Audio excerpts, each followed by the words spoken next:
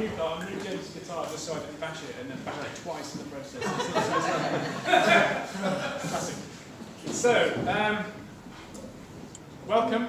We're doing the Freedom Stream, which is exciting. I hope you're all excited about it. Sometimes church can be hard, can't it? Sometimes church can be a little bit difficult to engage with. Sometimes boring. Sometimes just annoying. Sometimes just kind of difficult to kind of get past the walls that we have in our own minds and hearts. I have that experience sometimes, and church can be difficult, but church is also beautiful, and I love church, partly because it is hard sometimes, and it's reflective of life, and we come here intentionally to engage with each other and engage with our family, with our family in Jesus, and engage with all these things in us, and that's exciting, and I hope that you're excited about freedom. Because I'm excited about freedom. Yeah, it's a big deal in my life. Yeah, and we'll get to that later. So, yeah, I just wanted to, because I've been finding it hard at some points to keep a track of the actual stream, because it is a stream. It's not just standalone preachers. It's a stream. We kind of go from one end and we kind of trickle down through other things to the other. And I've been finding it hard to keep track a little bit sometimes, and I've remembered some preachers and not others. Let's all be honest, we do that. No one has a perfect memory for preachers. And so I thought we'd just have like a little visual to remind ourselves where we've been and where we're going to. So we're not going to spend too much time on this, but Nick, if you can kind of... So this is today's. We're going to skip past it briefly. Maybe pause to appreciate the nice design work that I've done. But okay, so the Freedom Stream. So it's 12 weeks. So we started. God is good. Fundamental, foundational belief. I am significant. Kind of second most foundational, and we can already see we're kind of journeying. I choose to trust God and go to Him first. So out of these foundational beliefs, God is good and I matter. So actually, I'm going to be intentional about this, and I'm going to choose to trust God. And out of that, I will value my secret life with God, because we can't trust people that we don't know. I mean, we're like as parents, we're very into kind of don't trust people you don't know, stranger danger. So we're going to get to know God in order to trust Him. And then from that place, we're going to be willing to let God work with us on our character, because we can't let people work on us, on our character, if we don't know them or trust them. I mean, you wouldn't trust me if you didn't know me and I came up to you and said, you should really work on this. You'd be like, no. So we've got to kind of go through here before we get to here. And Amy did a great preaching. I mean, everyone did really well. I'm not going to pause every time to say everyone did well. Everyone's done well, but Amy did a great preaching. And then I'll be a forgiving person, which seems a little bit of a random standalone. It's like, forgiveness is just part of my character building, but actually it's a key part of the stream. Because forgiveness doesn't just free the person that we're forgiving, it frees us up more, doesn't it? And actually, if we're starting to work on our character with God, then we inevitably have to kind of overcome this huge hill of being a forgiving person. It is huge. I find it huge. Still, after so many years of trying. And now we're on to today's, which is I will keep a short account with God. And it's interesting because I'm going to use the same Bible passage that Greg used last week. A bit lazy, but I think hopefully fruitful. Because I just find it interesting how they all kind of link together and they all kind of trickle into each other. And it will continue to trickle over the next 5 weeks. but yeah, here we are. I will keep a short account with God. And if we go to the next slide, the declaration is not too long this time. Sometimes it's like, whoa, this is so many words. And this is a lot of words, but it's slightly shorter. So I'm just going to read it. I will keep a short account with God. I will practice bringing my disappointments, discouragements, and failures directly to God, quickly and thoroughly, and then move on. I believe that the call to purity is not about a small-minded view of life, a set of restrictions, rules, and religious bargaining, but a call to a life of liberation from bondage, clear thinking, and direct spiritual connection with God. I will practice deep and genuine repentance, understanding that God is not out to punish me, show me up, or find an excuse to give up on me. Equally, he is not exasperated, irritated, or angry with me, but is gracious and compassionate, slow to anger, and abounding in love. That's cool, isn't it? And I could stop there, but I won't. So this is the passage that Greg used last week. And it's potent, isn't it? It's really, it's quite a powerful passage, quite hard-hitting, quite brutal, a bit harsh, you might think. Oh, Jesus, chill out. But yeah, I mean, like the times when Jesus is really like kind of holds no punches, we've got to really kind of pay attention to those, haven't we? Because we know that he is gentle and a bruised reed he will not break, and those things, and he is tender and gentle with us and understanding and full of grace. But he can also be quite hard-hitting, and he will tell the brutal truth to us because he is the truth and he can't not. And so last week we were talking about being forgiving, and the servant. We're kind of thinking, the servant is forgiven all of his debt by the king. And then he goes out and is unforgiving to his fellow servant who owes him like a very little amount. And then is chucked in prison and tortured until he can pay back all he owed. And I don't know if you thought about that, but I thought about that while I was preparing. I was thinking, how is he going to pay back all of his debt if he's being tortured the whole time? A bit odd. But probably that just kind of puts into perspective the seriousness of this thing to God. But as I was preparing this keeping a short account thing, I just kept going back to this this story, and it felt like really, really appropriate for this subject, because it's not just about being forgiven. On the surface of it, that's the main theme, isn't it? But if you look at the first bit, it says, "Therefore the kingdom of heaven is like a king who wanted to settle accounts with his servants. As he began the settlement, a man who owed him 10,000 bags of gold was brought to him." Now, if you think about that, how on earth has a servant racked up a debt of 10,000 bags of gold? Probably in those days, that's like enough to probably make you a king.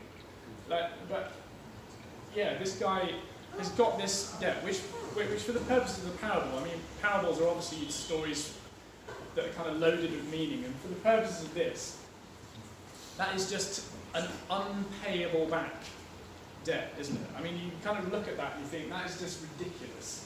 10,000 bags of gold. Even in today's money, we're not kind of thinking about inflation. Like today's money, 10,000 bags of gold, that's still an unpayable back debt, isn't it? Nick's does say brilliant. I'm not going to talk about Nick because he's a dark horse. He looks all kind of peaceful, but he's got loads of fingers and pies.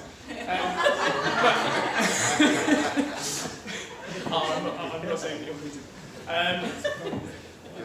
But none of us have 10,000 bags of gold hidden under our mattress, have we? Except Greg can vouch for that. And just the start of the story, before we even get to the forgiveness bit, the fact that he's racked up this huge debt is pretty powerful on its own. And it says, since he was not able to pay, obviously, the master ordered that he and his wife and children and all that he had be sold to repay the debt. At this, the servant fell on his knees before him. Be patient with me, he begged, and I will pay back everything. I mean, you're thinking like, come on. Be patient with me and I will pay back everything.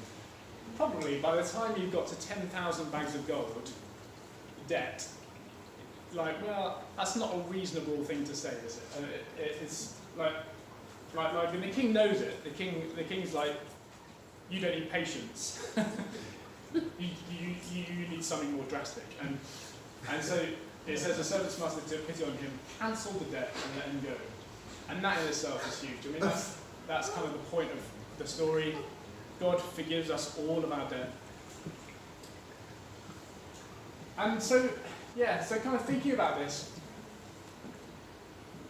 God lets him go. And actually, when we get to the next bit, we read this story and we think, what an idiot. He's just been forgiven all of his debt, and straight away he goes out and has a massive go at this guy who owes him like a very little amount. What an idiot. I would never do that. Just like we read Adam and Eve and we think, Adam and Eve, what idiots. I would never do that. There's so much to eat in the garden, why would you eat the apple from this stupid tree? I would never do that. And we always think that about the Bible. The Israelites, they moaned and they had so much. I would never do that. And we read this and we think, what an idiot. I would never do that. But then if you really think about it, this guy, if you think about his life, aside from this particular episode in his life, he's got a wife and kids. He's racked up a debt of 10,000 bags of gold.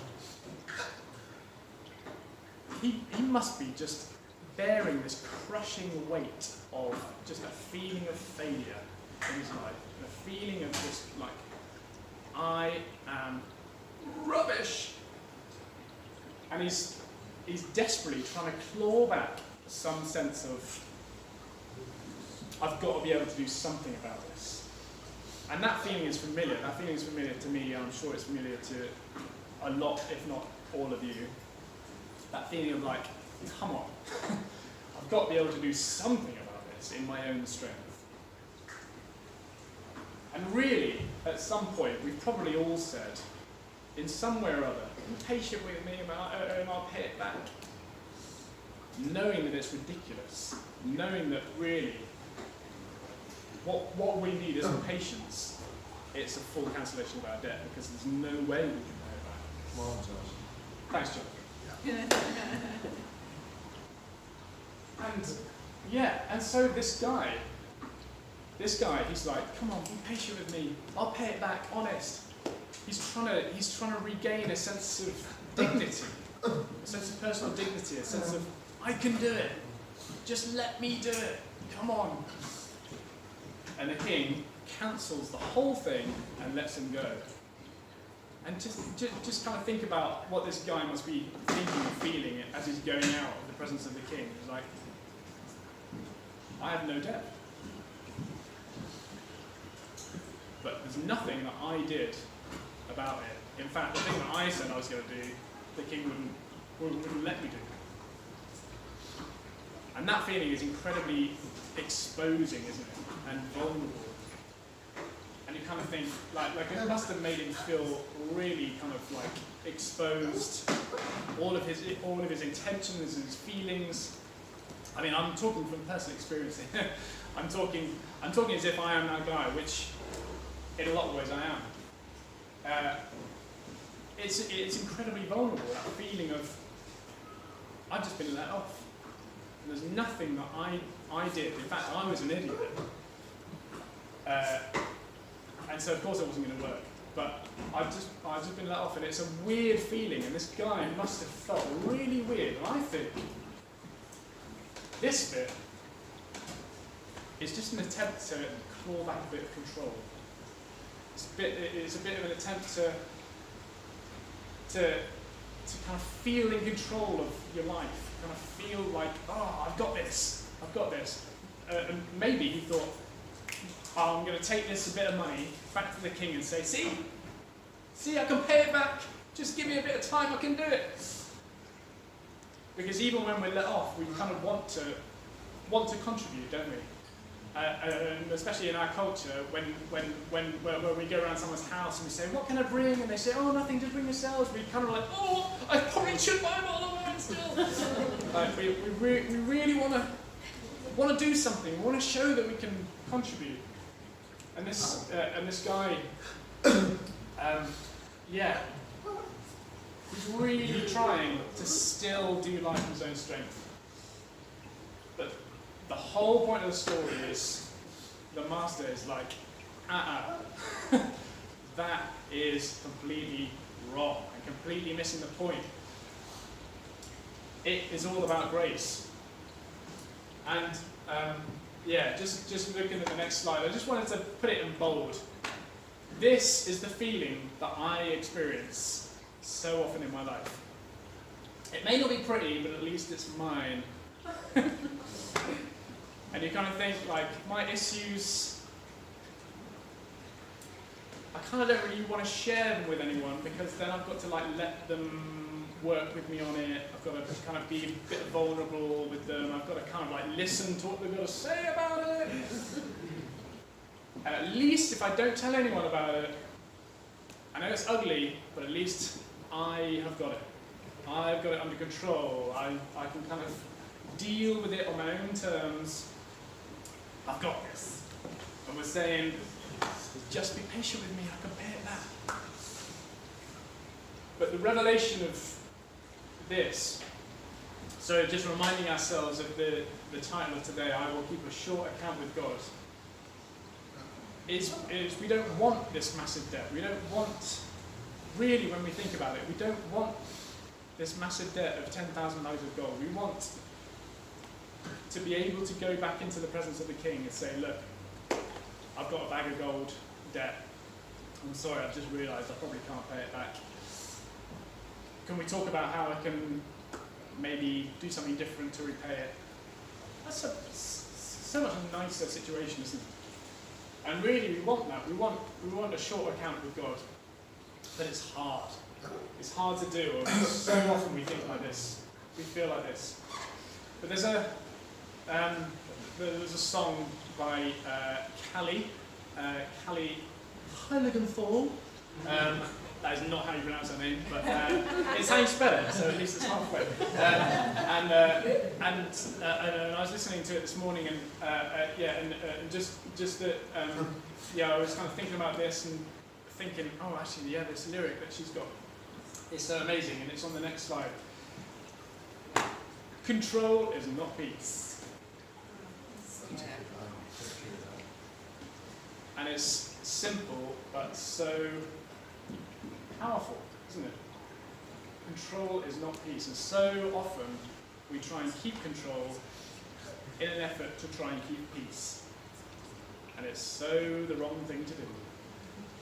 Because the more we try and control things, the more we try and control our own emotions, our own stuff, our own life direction, the less peaceful we become. The less peaceful I become if I'm trying to do things on my own, if I'm trying to do things under my own terms. And I know the less accountable I am to the people around me, the more stressful life gets, and the more I'm just all in my own head and just like, it's not peace. And so what we're looking for here, let's have less of the David from that. What we're looking for what we're looking for is a solution to that, a solution to this just kind of being in our own heads. So I put these kind of statements up in bold because I really want you to remember these things. So we're going to kind of speed through the declaration and then kind of get to a point where we can say it at the end. And I thought I'd just kind of break it down into Bible characters that we can kind of relate to. I'm not going to say too much about them, but if you kind of see them on the screen, you can kind of go and look them up. because sometimes it's kind of hard to relate to the words on the screen. We think, oh, is that even biblical? I don't know. And so I'm here today to tell you, yes, it is. So, next slide. Yeah, I got the famous statue of David. Maybe a bad idea, I don't know. Not really, but it's his own, This is an illustration of vulnerability. Look, exposed, vulnerable, and actually a really good kind of representation of who David was, because David's a really good illustration of someone who kept a really short account with God. And the one time that he didn't keep a short account with God, it all went rubbish for him, and he learned from it, and he was always going straight back to God. And the Psalms are full of his just crying out, saying, God, I've done rubbish, help me, or like, God, people are against me, help me. And yeah, so the first sentence, I will practice bringing my disappointments, discouragements, and failures directly to God quickly and thoroughly, and then move on. If you want an example of that, go and read the story of David. Particularly directly after he had his whole Bathsheba incident. It's so powerful. And interesting to look at these three things. So it's not just failures. Sometimes we think of accountability as, oh, I'll just bring the rubbish things that I've done to people. And it is that. But often we need to bring our disappointments to people as well. We need to talk about disappointments, we need to talk about the things in our lives that actually we're just a bit disappointed by. Because so often it can just be up in our heads and we can build a real case about it and kind of get really resentful about people and stuff. And just talking to people about stuff really, really helps. And actually, yeah, it was just nice little kind of brackets. Keeping a short account with God means talking to God, but it also means talking to the people around us who help us connect with God through that accountability. So if you don't have people you're accountable to, I recommend it. I'm rubbish at it, but at least I have people who know I'm supposed to be accountable. But yeah, so David is good at this, and then we're going to move on to the next statement. I believe that the call to purity is not about a small-minded view of life, a set of restrictions and rules and religious bargaining, but a call to a life of liberation from bondage, clear thinking and direct spiritual connection with God. And I could talk for several days about Job, but I won't. And so I'm not going to say anything about him, just in case I'm tempted to launch into it. But if you want an example of this in its most powerful form, either read the book of Job, or if it's intimidating to you, just come and talk to me about the book of Job, and I'll talk to you about Job for several days. But yeah, it's amazing. Next slide. I will practice deep and genuine repentance, understanding that God is not out to punish me, show me up, or find an excuse to give up on me. And the person that just sprung to mind straight away when I thought of that was the story of Zacchaeus, because it's just, there's not, I don't know, there's a story in the Bible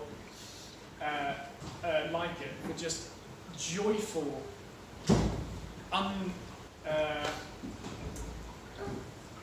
unrestrained, genuine repentance than Zacchaeus, because he's just like, yeah, this is amazing, I'm going to give away all my money.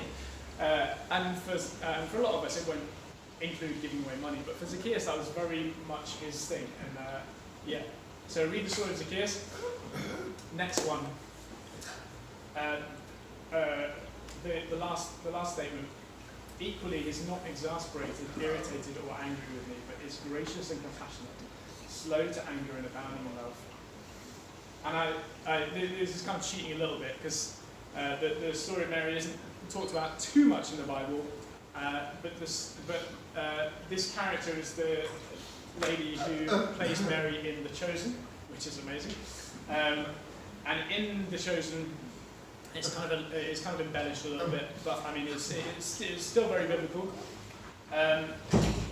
But there's some really amazing scenes in there where she relates to Jesus, and she messes up again, and Jesus relates to her and says, it's okay, it is fine, and the way Jesus is with her in that episode, in I think it's season 2, is just incredible. So I would recommend you look that up as well.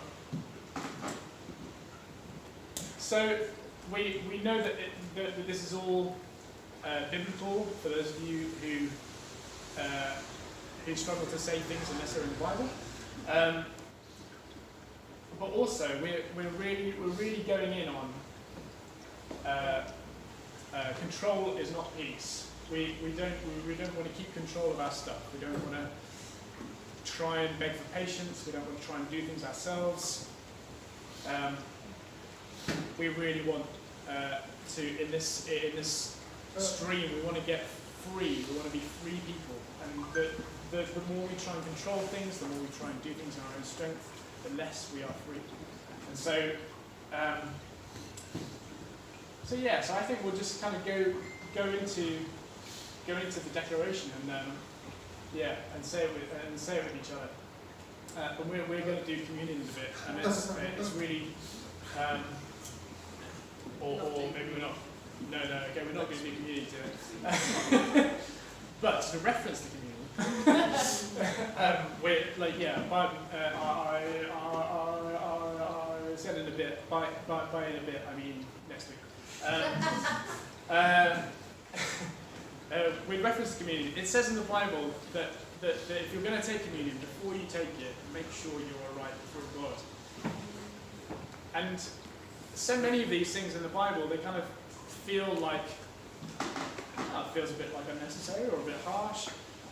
But really, like all of these things, it's actually just a call to freedom, and it's a call to engage with this in just such a free way and an unencumbered way. And it's a call to come to God and just enjoy Him and just revel in Him and be free in His presence. And so we're going to stand up like we always do, and say this. And if you don't feel like you say it, that's fine. You don't have to say it. But there's many of us who can and want to say it. It's kind of powerful to say it together. So we're just going to read it out together. So, I will keep short time of God. I will practice bringing my disappointments, discouragements, and failures directly to God, quickly and thoroughly, and then move on. I believe that the call to purity does not perhaps small-minded view of life, set of restrictions and rules, and religious bargaining, but a call to a life of liberation from bondage, clear thinking, and direct spiritual connection with God. I will practice deep and genuine repentance, understanding that God is not out to punish me, show me up, or find an excuse to give up on me. Equally, He is not exasperated, irritated, or angry with me, but is gracious and compassionate, slow to anger, and abounding in love. Great. And just you can all sit down and just a little kind of postscript, a little kind of side note, like a practical. If you don't have someone you can go to chat to about vulnerable things in your life, then I would really recommend that you find someone that you trust in the church, or someone you're close to outside of the church who is also a lover of Jesus, and find them and just talk to them about stuff. It hurts, but it's worth it. So, Claire. Brilliant.